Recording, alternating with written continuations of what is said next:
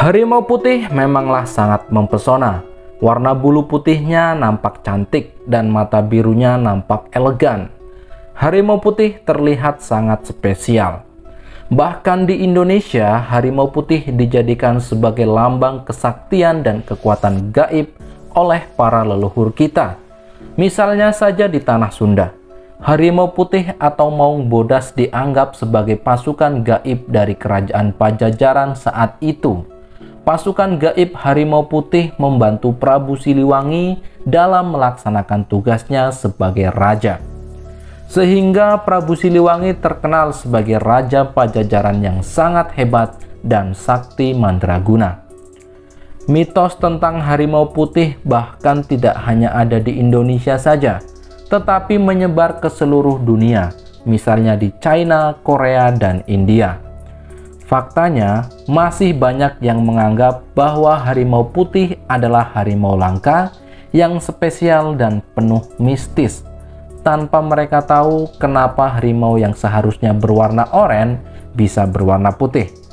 Seperti hasil survei yang tempo hari saya lakukan, sebagian besar masih menganggap harimau putih adalah spesies harimau yang langka yang disebabkan oleh gejala albino.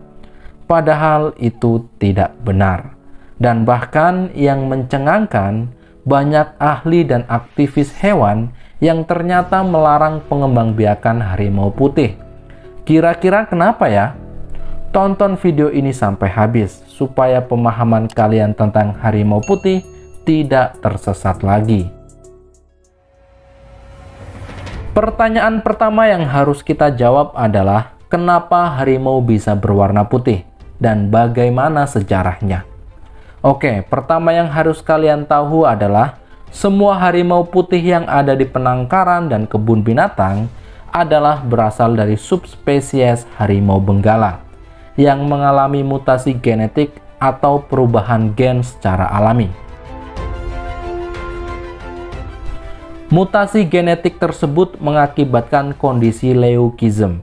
Sederhananya, leucism merupakan kelainan pada hewan yang mengakibatkan hilangnya sebagian pigmentasi warna pada kulit, bulu, rambut, maupun sisik.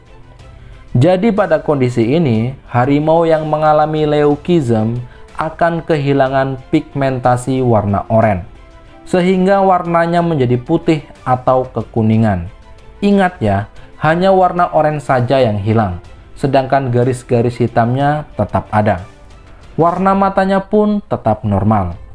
Kondisi inilah yang membedakan leucism dengan albino. Karena kalau albino, seluruh bagian tubuh termasuk kulit, bulu, rambut, dan mata akan kehilangan pigmentasi warna, sehingga seluruh tubuhnya berwarna putih. Jadi, harimau putih ini bukan harimau albino, karena kondisi mata dan garis hitamnya masih normal.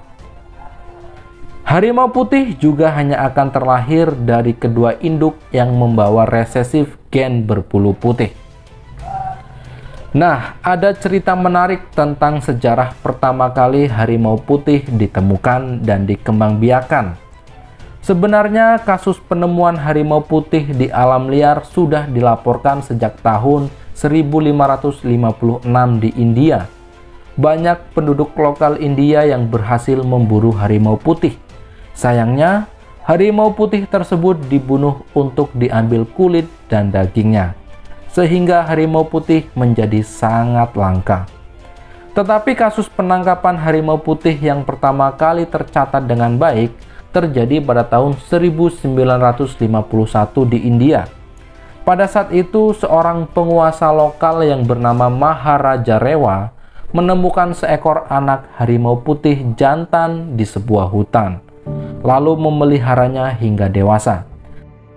Harimau putih jantan ini diberi nama Mohan. Mohan adalah ayah dari seluruh harimau putih yang ada di dunia saat ini. Pada tahun 1953, Maharaja Rewa mengawinkan Mohan dengan harimau benggala betina yang memiliki pigmen warna normal. Harimau betina itu bernama Begum.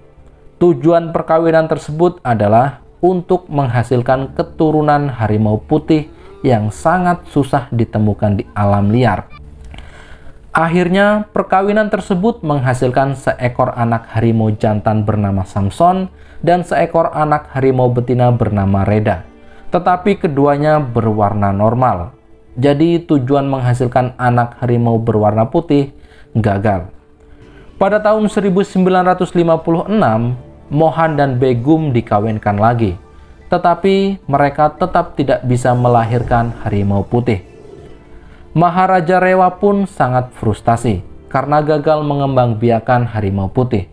Dan Maharaja Rewa khawatir ketika Mohan mati, maka tidak akan ada lagi harimau putih di dunia. Karena di alam liar sudah tidak pernah ditemukan harimau putih lagi. Ternyata kunci dari kegagalan ini adalah karena Mohan dikawinkan dengan Begum, si harimau betina yang tidak memiliki gen harimau putih.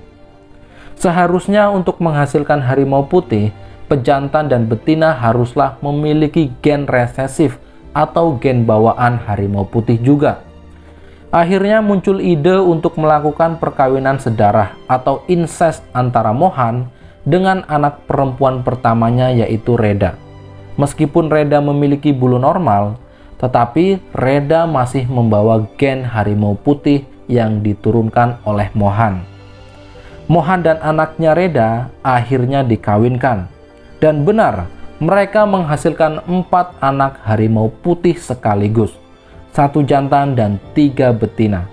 4 anak harimau ini akhirnya menyebar ke seluruh kebun binatang dan penangkaran di seluruh dunia.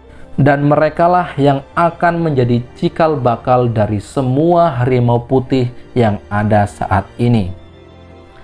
Lalu, apakah harimau putih pernah ditemukan lahir di alam liar? Jawabannya adalah selama 60 tahun terakhir, ternyata tidak ditemukan lagi harimau putih di alam liar. Jadi bisa dikatakan harimau putih sudah punah di alam liar. Lalu kenapa kita tidak melepaskan harimau putih ke alam liar? Jawabannya adalah karena harimau putih tidak akan bisa beradaptasi dengan baik di alam liar.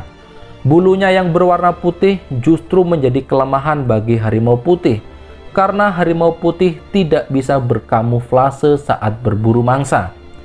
Kamuflase sangat penting bagi harimau, karena harimau berburu dengan cara mengendap dan membuntuti mangsa dari dekat. Jadi, jika harimau tidak bisa berkamuflase, maka sangat sulit bagi mereka untuk berburu mangsa. Itulah kenapa Tuhan menganugerahkan harimau berbulu oranye dengan corak loreng hitam, supaya mudah berkamuflase untuk berburu mangsa. Harimau putih memanglah sangat elegan dan cantik, namun di balik kecantikannya itu, ada fakta tersembunyi yang cukup menyedihkan. Para ahli dan pemerhati satwa banyak yang melarang adanya pengembangbiakan harimau putih, karena untuk menghasilkan harimau putih harus dilakukan perkawinan sedarah antara ibu dan anak laki-lakinya, atau ayah dengan anak perempuannya, atau anak perempuan dengan saudara laki-lakinya. Karena pada prinsipnya untuk menghasilkan harimau putih, maka pejantan dan betina harus sama-sama berasal dari keturunan harimau putih. Jadi perkawinan sedarah atau insest pada harimau putih bisa mengakibatkan permasalahan kesehatan yang serius, misalnya bibir sumbing, kerusakan imun, kelainan sistem saraf, kerusakan tulang belakang, atau kelainan fisik yang mencolok, seperti kerusakan mata dan gigi. Efek negatif inilah yang menjadi dasar kekhawatiran bagi sebagian ahli dan pemerhati satwa, karena harimau putih harus hidup dengan keterbatasan di penangkaran. Tentu saja itu akan sangat menyiksa harimau putih di semasa hidupnya. Apalagi saat ini banyak pengembangbiakan harimau putih dilakukan semata-mata untuk meraup keuntungan yang sebesar-besarnya. Pengembangbiakan harimau putih yang penuh resiko ini tidak lagi untuk tujuan konservasi, tetapi untuk tujuan komersil. Dalam 1 tahun, bisnis jual beli harimau putih bisa mencapai angka ribuan dolar, dan masyarakat juga menyumbang ribuan dolar per tahun hanya untuk bisa berfoto, memegang, atau hanya sekedar melihat harimau putih di kebun-kebun binatang. Itulah yang membuat para ahli dan pemerhati satwa murka terhadap pengembangbiakan harimau putih. Tetapi saya tidak sepenuhnya setuju dengan pelarangan tersebut, karena di sisi lain saya beranggapan bahwa penting juga untuk tetap menjaga keberadaan harimau putih, meskipun harimau putih tidak bisa dilepas liarkan ke alam liar. Lagi pula banyak juga harimau putih yang bisa hidup normal di penangkaran. Bayangkan saja jika dahulu Maharaja Rewa tidak berhasil mengembangbiakan harimau putih, kemungkinan besar kita tidak bisa melihat harimau putih sekalipun di kebun binatang. Jika itu terjadi, maka nasib harimau putih akan sama seperti harimau Bali dan Jawa yang sama sekali tidak tersisa, baik di alam liar maupun di penangkaran. Beruntungnya itu tidak terjadi pada harimau putih. Kita bisa melihat harimau putih sebagai hewan yang nyata, bukan dari gambar atau bahkan mitos belaka.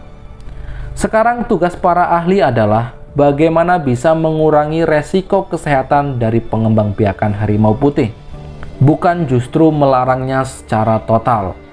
Para ahli dapat membuat standar operasional yang baik dan aman untuk proses pengembangbiakan harimau putih, sehingga harimau putih tetap mengaum. Kalau menurut kalian bagaimana? Perlu dilarang atau tetap dilakukan pengembangbiakan harimau putih? Silahkan tulis di kolom komentar ya. Salam lestari.